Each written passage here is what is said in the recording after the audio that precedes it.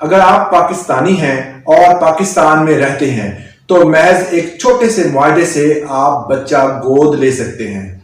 मगर आप पाकिस्तान से अगर बाहर हैं तो बाहर के मुल्क में रहते हुए आपको एक मुकम्मल प्रोसीजर से गुजरना पड़ता है। उस प्रोसीजर को अगर आप फॉलो करते हैं तब आप बच्चा जो है वो गोद ले सकते हैं। बच्चे को गोद लेने के लिए सबसे पहले आप बच्चे के हकीकी वालिदैन और जो बंदा बच्चा लेने का ख्वाहिशमंद है उसके माबीन एक मुआहदा तय पाता है कि वो बच्चा देना चाहते हैं और ये बच्चा लेना चाहते हैं।